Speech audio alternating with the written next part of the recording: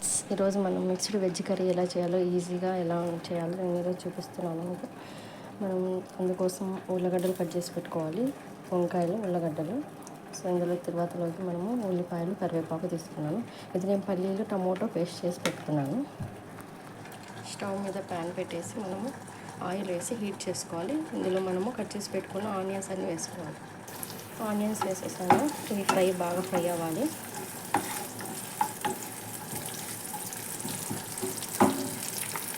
ఉల్లిపాయలు వేయాలి. మనం ఇప్పుడు ఇందులో కొద్దిగా పసుపు వేసుకున్నాము.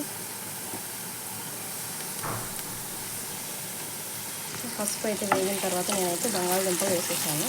ఫస్ట్ మనము బంగాళదుంప బాగా వేయించుకోవాలి, ఎందుకంటే వంకాయ తొందరగా ఉడికిపోతుంది. తర్వాత మనకు ఉల్లగడ్డ ముక్కలన్నిటిని బాగా వేసేసుకోవాలి.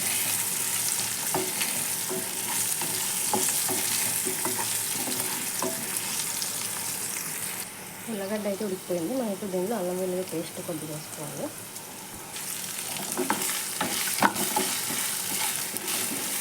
అల్లం వెల్లుల్లి పేస్ట్ పచ్చివాసన పోయే విధంగా వేయించుకొని ఇందులో మనం కట్ చేసి పెట్టుకుని వంకాయ ముక్కలన్నీ వేసేసుకోవాలి.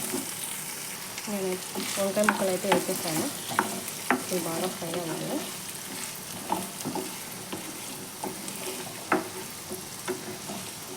ఇప్పుడు కొద్దిగా సాల్ట్ వేసుకున్నాము. ఇందులో దీనికి సరిపడా సాల్ట్ అయితే వేస్తున్నాను. సాల్ట్ వేసాం కదా, వీటిని బాగా మిక్స్ చేసుకోవాలి.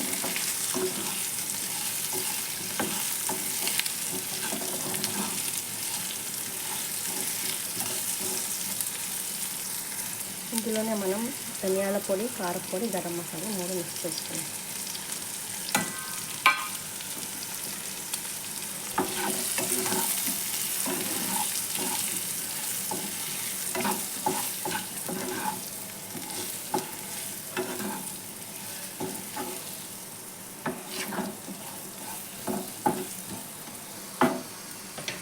కాసేపు మూత పెట్టేసి ఈ మసాలా అన్నిటికీ పట్టే విధంగా మనం మూత పెట్టుకొని కాసేపు మగ్గించుకోవాలి. మసాలా అయితే వేగింది. ఇందులో మనము రెడీ చేసి పెట్టుకున్న పల్లీలు, టమాటో పేస్ట్ మనం వేసుకోవాలి.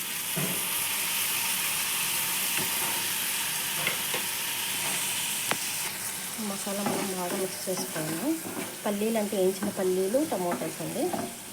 టమోటాలు పచ్చిగా వేసాను, పల్లీలు మాత్రం వేయించిన వేసాను.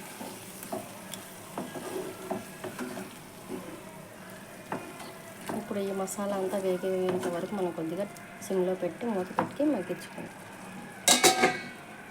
నూనె అంతా పైకి తేగిందని మసాలా అయితే వేగింది. కొద్దిగా మనం వాటర్ వేసుకున్నాము, గ్రేవీ కావాలి కదా మనకు.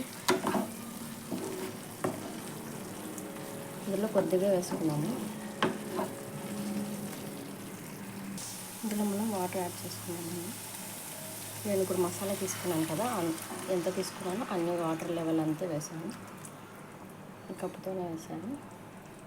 దీన్ని మనం బాగా దగ్గర పడే విధంగా ఉడికించుకొని వాటర్ అంతా తగ్గిపోతాయి. ఇంకప్పుడు ఆఫ్ చేసుకోను. ఇప్పుడు అయితే సిమ్లో పెట్టేసి మనం మూత పెట్టేసుకున్నాము. ఈ కర్రీ చపాతీలో కానీ, పూరీలో కానీ, రైస్లో కానీ చాలా బాగుంటుందండి.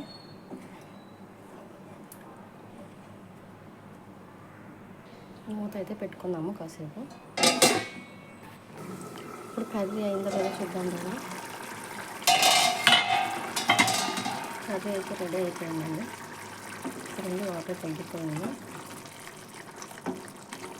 ఇంకా కొద్ది గ్రేవీ కావాలనుకునే వాళ్ళు ఇంకాసేపు మనం చిక్కబడే విధంగా ఇంకొద్దిసేపు పెట్టుకోవచ్చు. సో నా వీడియోస్ కనుక మీకు నచ్చినట్లయితే ప్లీజ్ లైక్ చేయండి, సబ్స్క్రైబ్ చేయడం మర్చిపోకండి.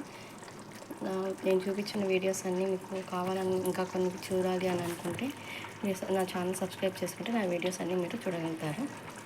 Thank you for watching my videos. Thank you. Bye bye.